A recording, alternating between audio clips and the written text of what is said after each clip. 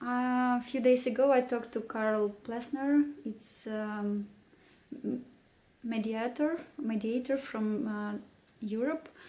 He says that Ukraine for sure will be a part of European Union, and it will be in it with all its dignity.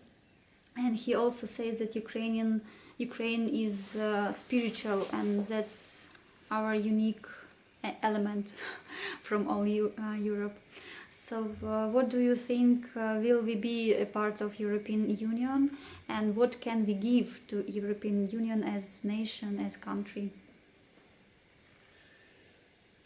Whether Ukraine will be part of the European Union, it's difficult to say. I mean, I wish it, and I think it should be.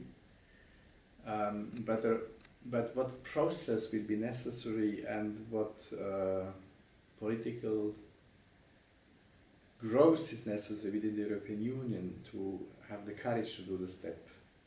Because right now there is this absolutely scared attitude towards the resistance of Russia for Ukraine to move away. A fact is that cannot be changed and cannot be turned back. History in that sense never can be turned back. Is that by their reaction, Russia contributed to Ukraine to grow into a nation. If it was not clear before, now it's clear. I mean, Ukraine will never ever be accepting to be submitted to Russian supremacy. I mean, that's pretty clear because of the process the country has gone through. Whether this is with Crimea, without Crimea, with Donbass, without Donbass, we don't know. I mean, that's a very complicated thing. Unfortunately, the West did not react very firm at the beginning, which allowed the things to develop as they developed. The country was taken by surprise and was not prepared because, I mean, Ukraine was not planning to go at war. And it was even the previous government was not taking care at all of that aspect because it was not suiting their financial interests. But I mean, what is clear is that Ukraine belongs to Europe. How fast it can become a member of the European Union, it's absolutely impossible to predict. I hope it's a process more of, let's say, under 10 years, but it's not to be excluded that it's a process of more than 10 years. If you look at Turkey, that is a kind of a candidate since 20 years, and they are far away from becoming members. Now, Turkey might be a different problem because Turkey is also a Muslim country, which creates many fears within the European Union, and that's why the process is much longer. For sure, this is very different regarding Ukraine, but this threat of Russia is unpredictable.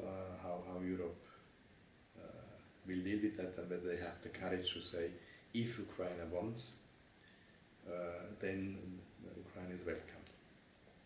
The reason why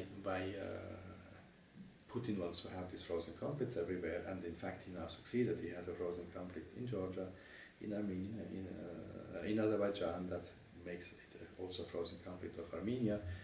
In Georgia there are even two of them.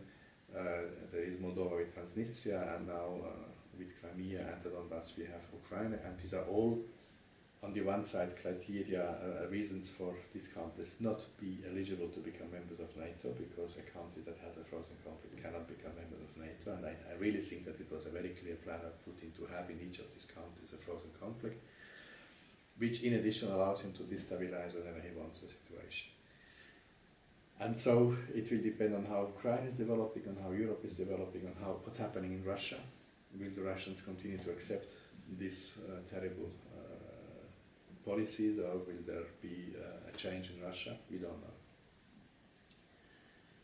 But already now Ukraine has given to Europe a lot, because in Europe we have like a saturated, a bit tired, a bit lazy society that has forgotten the values of what they have.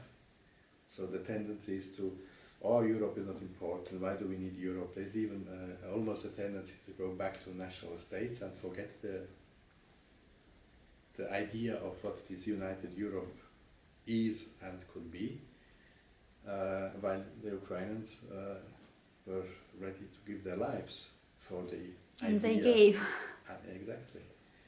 And in that sense, I think when I was saying at the beginning of the interview that in the future history will remember this as a very decisive moment for Europe, that's because Ukraine took up the flag of Europe and was fighting at the cost of their lives for this idea, even if then at the end it was less about Europe than more about independence of Ukraine, but I mean that's also Europe, and in that sense. It started from Europe, idea. Exactly, yeah, exactly. And so Europe, Ukraine has a lot to give. Beside that, it's one of the biggest European countries, so if it joins the European Union, it's an essential enrichment of the European Union. With all what I've said before about the diversity, the culture, the richness, the qualities of the Ukrainian people. I mean, it's in any case really a better European Union with Ukraine than without Ukraine. But there is a process Ukraine has to go through.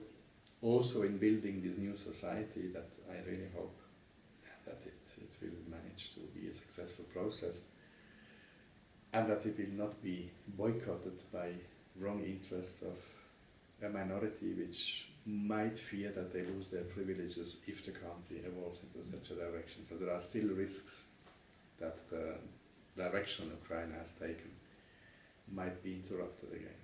So let's work together to make this happen in a positive sense and to prevent the failure of this fantastic attempt. I don't want to call it experiment, because experiment sounds like something that you can try but you are not sure. I think it's more than just an experiment, but it's a fantastic experience.